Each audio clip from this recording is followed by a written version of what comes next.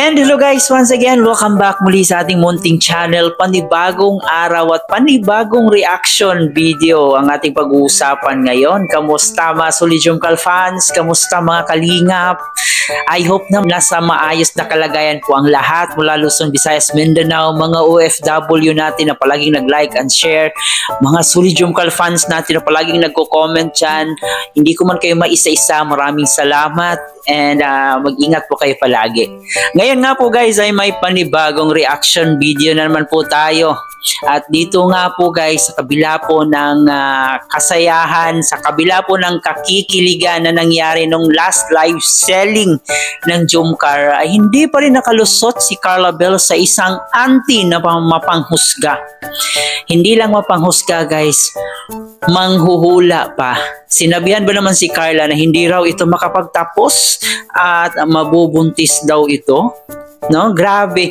Ito yung auntie guys na madalas magsisimba or madalas magsimba sa linggo.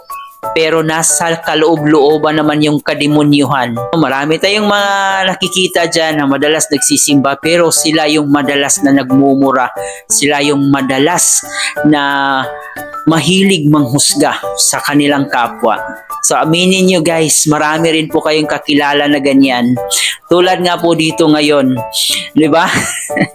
Mamaya ng konti atin pag-uusapan at atin pa yung bibigyan ng reaction at panoorin din po natin dito kung paano dinipensahan ni Kalingap Jomar ang kanyang nag-iisang baby Carla. Pero bago ang lahat, please don't forget to subscribe, paki-like and share ang ating video, paki-turn notification bell para laging updated every time na mag-a-upload po tayo.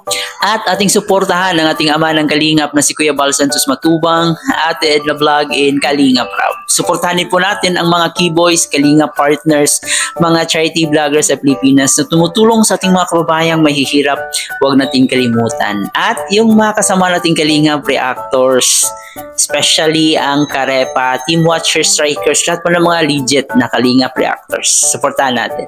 So ngayon guys, ito guys, panoorin muna natin to kasi kikiligin kayo dito at ito natin makikita kung gaano ka-teamwork ang ating mag-agum pagdating sa mga bashers. Ito, panoorin muna natin to.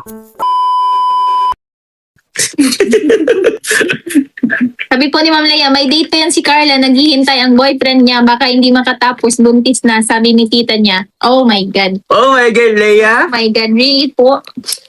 It's okay po. Sa akin ito. Mag-mind ka na, Ma'am Leia. Point ka na, Leia, baka ikaw ang unang mabuntis. Grabe po. Kung mabuntis pa. Okay lang po yan.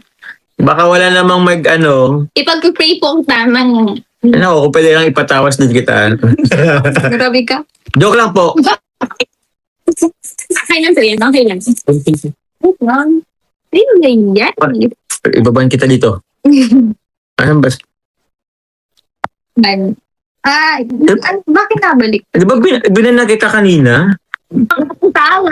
Thank you very much po. Wala magkakagusto sa'yo, Leia. So, again, si Leia andito, oh. Punta ka sa Facebook.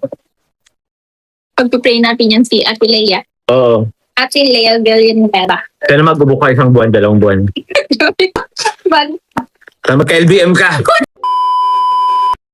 At yun na nga po guys, na nakita po natin ang pagla-live selling po ng mag-agum and kita-kita po natin kung gaano sila kasaya, gaano sila kilig, di ba? Marami ang natuwa and marami rin po ang nag-mine. Every time na magla-live selling talaga itong mag-agum, hindi talaga yan mawawala ng sales. From sales, syempre meron silang commission dyan and isa rin yan sa nakapagbigay tulong dito sa income kay Carla Bells, no? And masaya po tayo doon na from nagtitinda lang puto, ngayon bigati na, from puto to jewelry na. So, sana all, di ba? So, napakaganda po ng mindset ni Carla kasi ano talaga siya yung nandun talaga sa mindset niya ang pagninegosyo. Ito yung mga sinyales na magsasucess yung isang tao. So, hindi lahat pero karamihan talaga sa mga business-minded ay umaangat. kumpara dito sa mga nagtatrabaho lang. Kasi nagtatrabaho ka lang is naghihintay ka lang ng sweldo, ng sahod. Kumpara dito sa business, no, malay natin magiging paldo tayo, di ba? So marami talaga or malaki talaga ang chance na maging successful ang isang tao pag business-minded. So tulad yan ni Carla Bells. At dito rin po, no, nakita po natin yung live selling ng Mag-Agum. So, okay naman po nung pagpasok ng live selling, yung pag-umpisa, okay naman po hanggang sa mayroong dumating, pumasok na si Auntie Leia. Matatawa talaga tayo guys, no? Kasi sobrang ganda ng pangalan, Leia, tapos mapanghusga. No? Sinabihan ba naman si Carla na hindi makapagtapos ng pag-aaral at mabubuntis daw ito? Niresbaka naman ni Kalingap Jomar.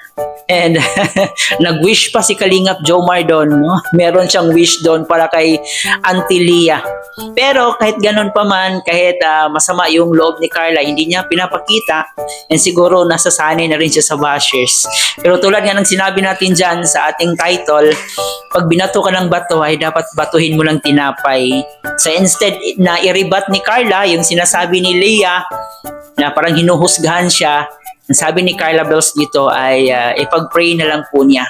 So, ganun lang yun. Huwag mong batuhin ng bato kasi aside na masisira yung mood mo, makakasala ka pa. So, dapat in a good way na lang. No? Maganda yung sinabi ni Carla na ipag-pray na lang niya para ma-enlighten, maliwanagan, na mali yung mga sinasabi niya, mali ang manghusga. Kasi hindi naman lahat ng tao pare-pareho yung nasa isip eh.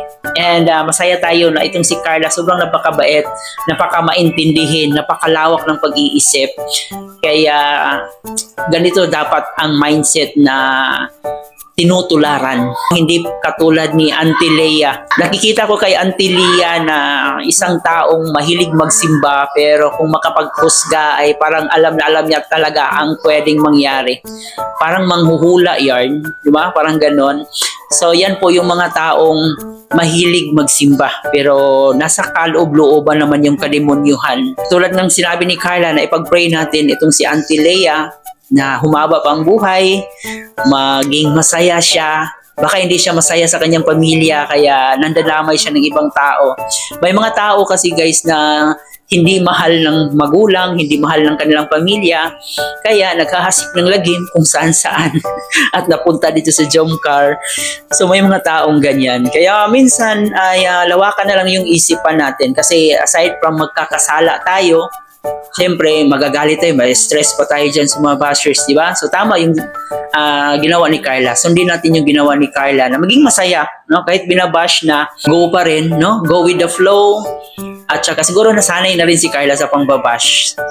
Sobrang tagal na rin ni Carla dito sa Kalingap, siguro nasanay na siya and kayang-kaya na niyang makipagbardagulan sa mga bashers. Nakikita rin natin sa minsan na sumasagot na sa bashers. Dito sa social media, hindi ka pwedeng palamya-lamyak, hindi pwedeng mahina ka. Kung hindi mo naman kayang sagutin, ay ignore mo na lang, i-delete mo na lang, or wag mo na lang pansinin kasi may mga tao talagang papansin. So, hindi yan maiiwasan. Kaya pag papasok ka sa social media, dapat katulad ka kay Carla. Dapat matapang ka. Kung hindi kayang labanan, ay i-ignore para iwas stress. So, ayan. Pagpatuloy lang po natin ang pagsuporta dito sa Jomcar. At saka sa ngayon, wala pa pong balita kung kailan yung next episode ng Jomcar. Pero aasahan pa rin po natin na sana meron ng Jomcar kasi marami na rin naghihintay and marami na ang nakakamiss sa Jomcar. Pero kahit pa paano ay nakikita pa rin naman natin sila. So nandun pa rin sila. Tulad niyan, no? Meron silang live selling. So naiibsan naman yung mga pangungulela, no? Naiibsan yung pangungulela ng ating mga nanay dyan, mga solid Jomcar fans dyan. So kahit pa paano ay masaya pa rin naman sila.